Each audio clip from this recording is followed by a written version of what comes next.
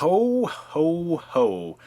Basically, I've been dipped in the Christmas spirit gasoline and I want to light myself on fire. There will be no explanation for this. But anyway, guys, let's talk about some of my favorite Christmas movies. I have to watch every Christmas because you know what they do? They go into my childhood-like sensibilities.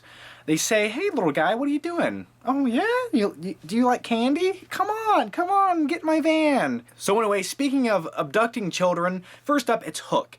Now, Hook is a classic to me, and an overlooked and underappreciated movie by Steven Spielberg, starring Dustin Hoffman and Robin Williams. Who believed their captain couldn't do it? Was it you? Was it you? It was you. I hate Peter Pan. So anyway, the movie Hook takes place around Christmas time, and Robin Williams plays Peter Banning. Not Panning, because Panning would have made too much sense. His last name in the movie's Banning, with a B. Yeah, I don't know why they did that. I want a cookie. I want a party. I want, me, I. And then they go off in this magical journey. They meet Rufio, you know, the guy with the skunk hair and the red highlights, which I always wanted to be him. I don't know why, but I could never skateboard and I wasn't good with a sword. So next up, it's actually one of the funniest Christmas comedies. It's Christmas Vacation, National Lampoons, starring Chevy Chase as Clark Griswold, a guy who can never catch a break. And this one, out of the National Lampoon movies, this might be my favorite, to be honest with you. And he's got a brother-in-law played by Randy Quaid, Randy Quaid, I think I've said enough there. Put the cookie down!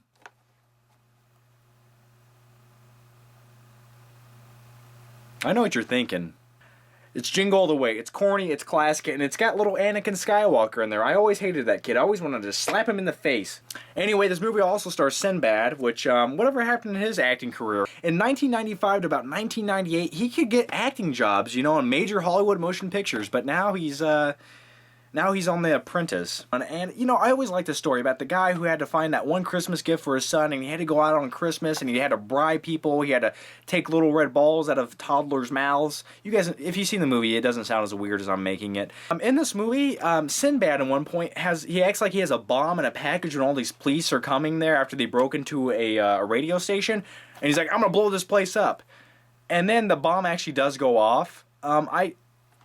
I'm pretty sure there was some kind of crime committed there. I mean, not just like, you know, a lighthearted crime. The guy had a bomb and he blew up a whole bunch of cops.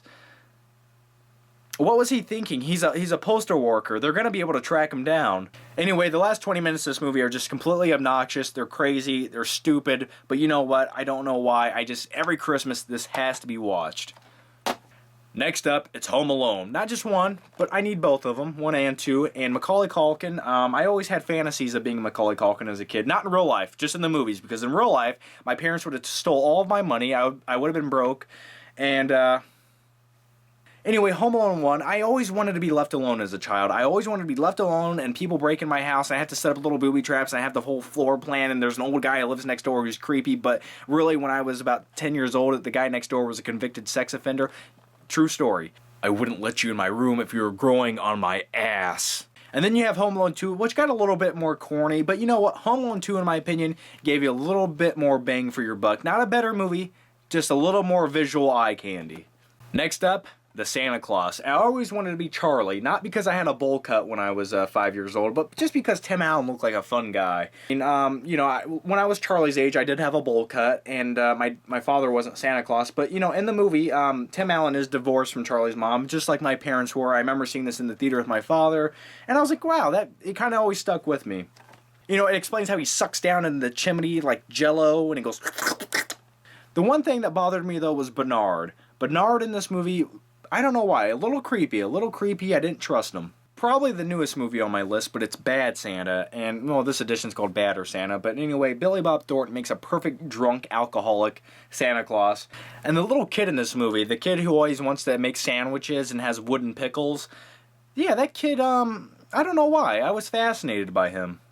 Alrighty, so we're coming up to the last movie, and I think you guys all know what it's going to be, and if I didn't put this movie in here, well, then I'd be lying to myself and my inner child, and you don't lie to your inner child, because one day he's going to come, and he's gonna find you, and you're gonna be working in a cubicle, and you're going to need him to talk to you, trust me. It's Christmas Well, it's A Christmas Story. I just already screwed it up. But anyway, oh, fudge. What can you say about this movie that hasn't been said? Perfection, perfection, perfection. It takes place in Indiana, I know that, and I live in Indiana, so that's where my deep inner connection comes from.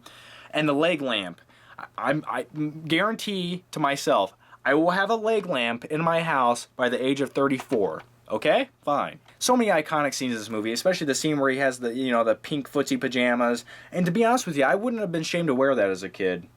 So anyway, guys, Merry Christmas to everybody, and real quick, if you guys haven't checked out my new channel, it's called John Flickster. That's right here. That's my more weird, wacky channel, I suppose. I don't know. I don't know what it is, to be honest with you. Just go over there and check it out. So anyway, guys, let me know some of your favorite Christmas movies down below. And you know what? Don't be shy. Don't be shy. Tell me why they mean something to you.